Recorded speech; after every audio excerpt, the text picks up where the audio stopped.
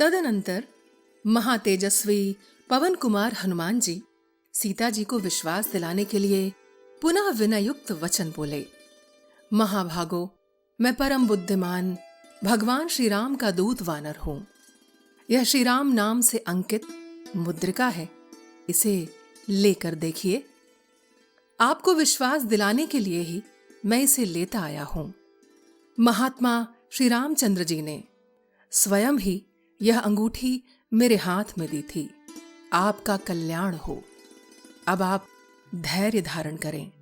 आपको जो दुख रूपी फल मिल रहा था वह अब समाप्त हो चला है। पति के हाथ को सुशोभित करने वाली उस मुद्रिका को लेकर सीता जी उसे ध्यान से देखने लगीं। उस समय जानकी जी को इतनी प्रसन्नता हुई मानो स्वयं उनके पतिदेव ही उन्हें मिल गए हों। उनका लाल सफेद और विशाल नेत्रों से युक्त मनोहर मुख हर्ष से खिल उठा, मानो चंद्रमा राहु के ग्रहण से मुक्त हो गया हो। वे लजीली विदेह वाला प्रियतम का संदेश पाकर बहुत प्रसन्न हुई। उनके मन को बड़ा संतोष हुआ। वे महाकपि हनुमान जी का आदर करके उनकी प्रशंसा करने लगी। वानर श्रेष्ठ, तुम बड़े पराक्रमी, शक्तिशाली और बुद्धिमान हो, क्योंकि तुमने अकेले ही इस राक्षसपुरी को पद दलित कर दिया है। तुम अपने पराक्रम के कारण प्रशंसा के योग्य हो, क्योंकि तुमने मगर आदि जंतुओं से भरे हुए 100 योजन विस्तार वाले महासागर को लांघते समय उसे गाय की खुरी के बराबर समझा है, इसलिए प्रशंसा के पात्र हो। वानर शिरोमणे, मैं तुम्हें कोई साधारण वानर नहीं मानती हूं, क्योंकि तुम्हारे मन में रावण जैसे राक्षस से भी न तो भय होता है और न घबराहट ही।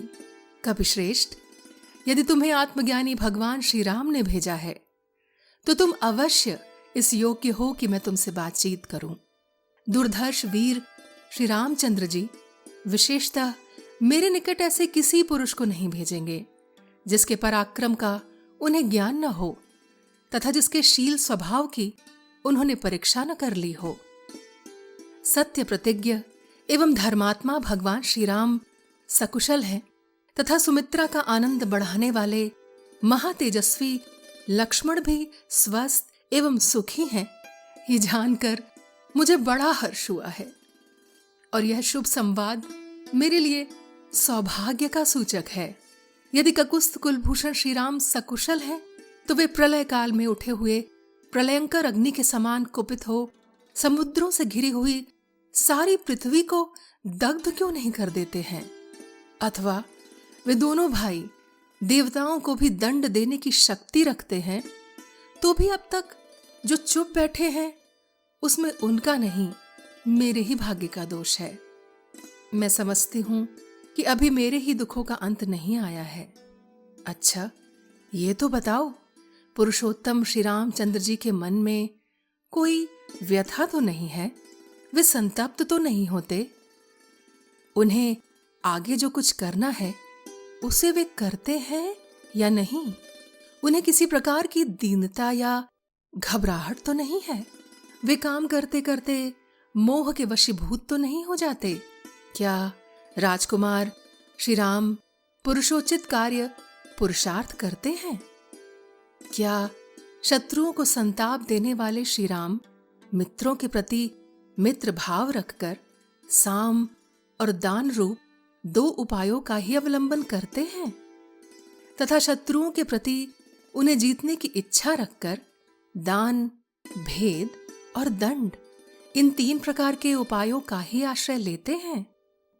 क्या श्री राम स्वयं प्रयत्न पूर्वक मित्रों का संग्रह करते हैं?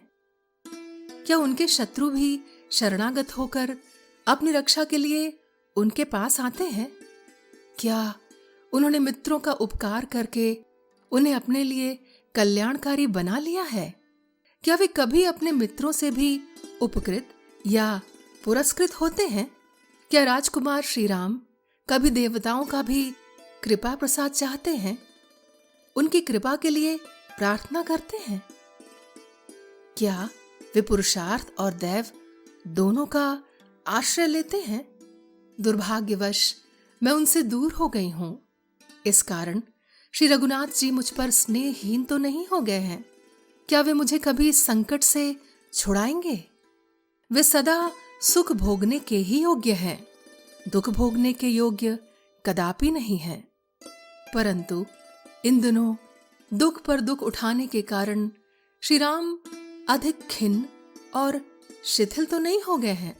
क्या उन्हें माता कौशल्या, सुमित्रा तथा भरत का कुशल समाचार बराबर मिलता रहता है? क्या सम्माननीय श्री रघुनाथ जी मेरे लिए होने वाले शोक से अधिक संतप्त हैं? वे मेरी ओर से अन्य मनस्क तो नहीं हो गए हैं? क्या श्री राम मुझे संकट से उबारेंगे? क्या भाई पर अनुराग रखने वाले भरत जी मेरे उद्धार के लिए मंत्रियों द्वारा सुरक्षित भयंकर अक्षौहिणी सेना भेजेंगे? क्या श्रीमान वानरराज सुग्रीव दांत और नखों से प्रहार करने वाले वीर वानरों को साथ ले मुझे छुड़ाने के लिए यहां तक आने का कष्ट करेंगे?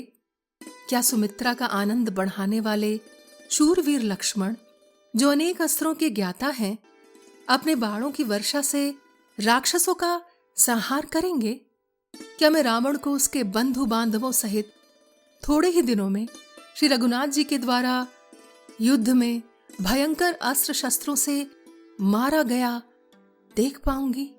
जैसे पानी सूख जाने पर धूप से कमल सूख जाता है, उसी प्रकार मेरे बिना शोक से दुखी हुआ श्री राम का यह सुवर्ण के समान कांतिमान और कमल के सदृश सुगंधित मुख सूख तो नहीं गया है?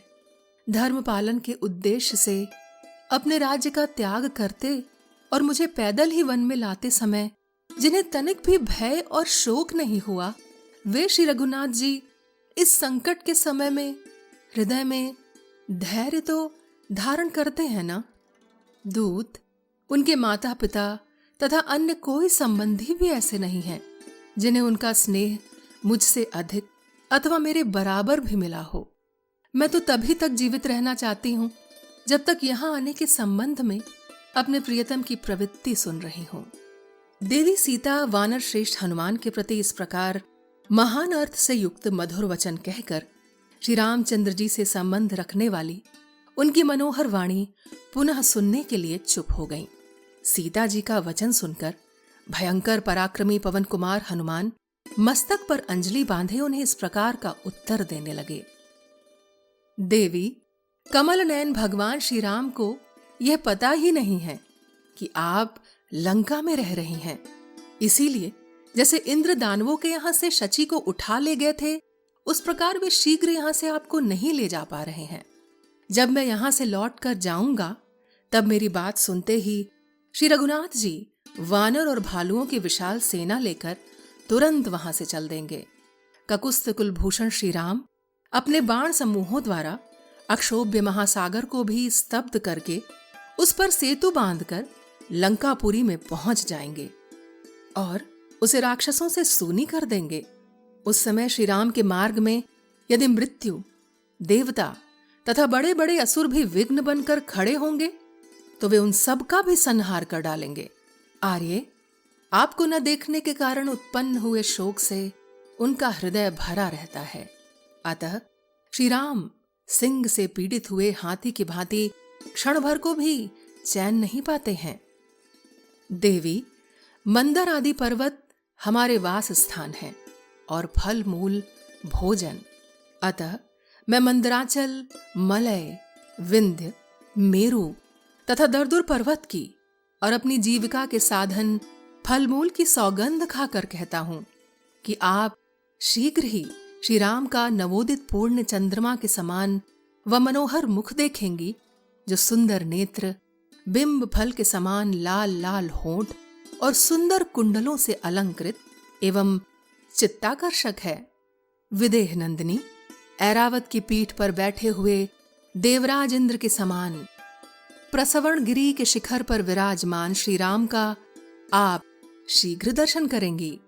कोई भी रघुवंशी न तो मांस खाता है और न मधु का ही सेवन करता है।